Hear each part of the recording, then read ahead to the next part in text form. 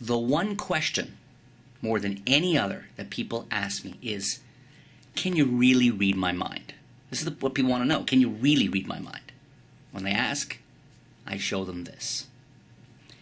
Think of a two-digit number. Any two-digit number, okay? Don't let me influence it, okay? Think of one. You can change your mind. You can go back and forth. It can be high. It can be low. Two-digit number. Any one. Thinking of it? Focus on it. I'm going to try to get a sense of the number right now. Okay. I think I got a sense of one of the numbers. The other one you're hiding from me. I can't quite get it.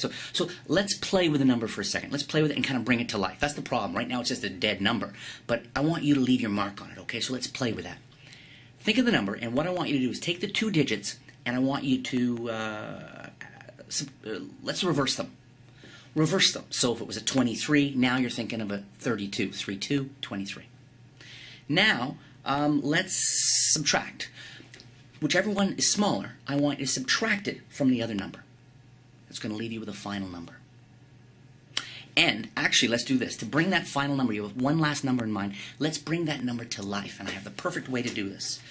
I was reading Rolling Stone magazine just the other day, and I don't know if you're a big fan of music from the 90s. I love the songs from the 90s. They're kind of cool rock and campy. And this is what they did is they published a list from 1 to 50.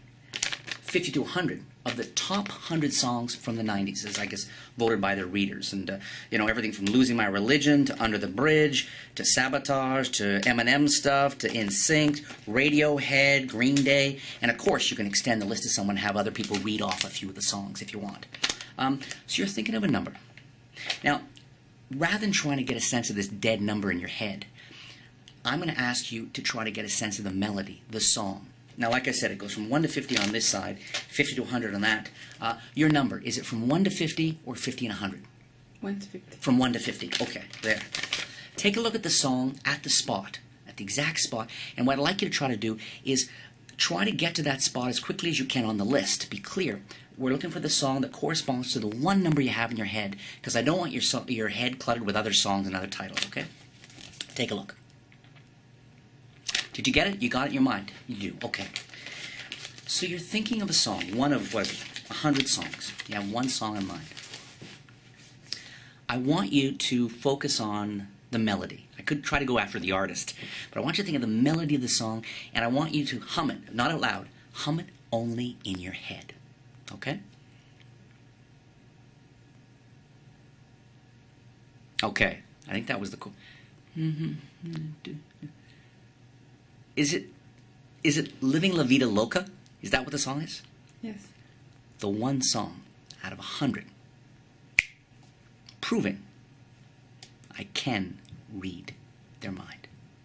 Sound Waves is a perfect example of doing something truly extraordinary with something wonderfully ordinary. It's surefire. It never, ever misses. Okay? And there's something about music that applies and appeals to everyone, and that's one of the big strengths of this effect. And one of the things that I was so excited about, taking this classic force and applying it to something with as much broad appeal as music.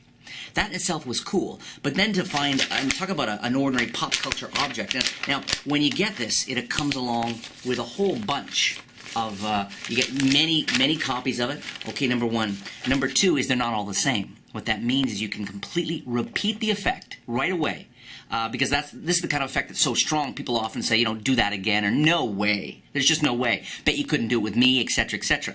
And given the structure, which you probably notice in the performance, is as soon as they've got the song in their head, I tuck the list away, back in my wallet, okay? And again, I mean, this just looks, this looks so perfect. I mean, and you'll see the sheets you get. I mean, you could study them all day long. They look exactly, totally. I mean, we got the right paper, we got the right color, we got the right shine on the paper, we got the right weight. This looks exactly, and this little list could have come from Rolling Stones, it could have come from a British music magazine, it could have come from so many places around the world, okay? So keep that in mind.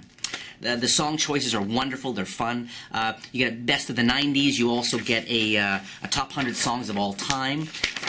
So there's so much you can do with this. Now, as I was saying, I make a point of tucking the list away before divining the song, right? And that's key in a few ways. One of the things it does is I tuck it away, okay? It goes by, okay?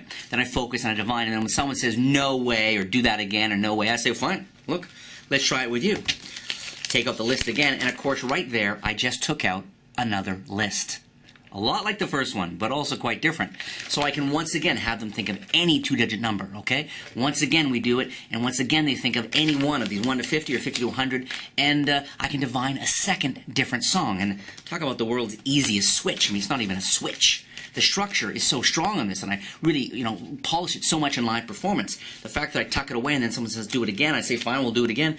Just take it out another list. Boom, I can do it again. It's a classic example of being able to repeat something. And in magic, of course, the idea is that sometimes you shouldn't repeat an effect. Because, they say never show the same trick twice. And while that's sometimes true in other instances, it just makes it even more impossible. So keep in mind again, never misses. They can think of any number. Any two-digit number, boom, okay? It involves songs. It talk about portability. I mean, whether you carry 1 or 2 lists or whatever you want, and so natural. So above board. I work so hard on the presentation to make sure it flows from can you read my mind to think of any two-digit number to, okay, and eventually we get around to this, and there's so many ways to divine. I mean, you can focus on the name, you can focus on the song, you can focus on the melody, you can first try to divine whether it's a band or an individual. I mean, there's so many places you can take this kind of thing, but they're all rooted in something that everybody cares about. Oh, and one last thing about this. I know there are a lot of you out there who don't just work in close-up situations, but also work in stand-up situations. And this is another thing about this kind of mentalism, is I've done this for 150 people at a corporate gig. What matters, sure, nobody can see it from, several feet away, nobody can see the list, but that's not what matters. Because I always have somebody name off several of the songs, and as soon as you hold out the list to people, and somebody can name off a few songs, and somebody else names off a few songs, everybody, doesn't matter, you could be doing this for 1,000 people. Everybody knows the list is made up of many different songs, and everybody understands that the number that was thought of was free, and everyone who followed along arrives at different numbers. So, in fact, the larger the group, the more impossible it is, because so many people are thinking about different numbers. So this baby not only works close-up, it works stand-up. You can do it on stage. You have this in your pocket, and you know when you walk out the door that you are always set to freak somebody out anytime, anywhere.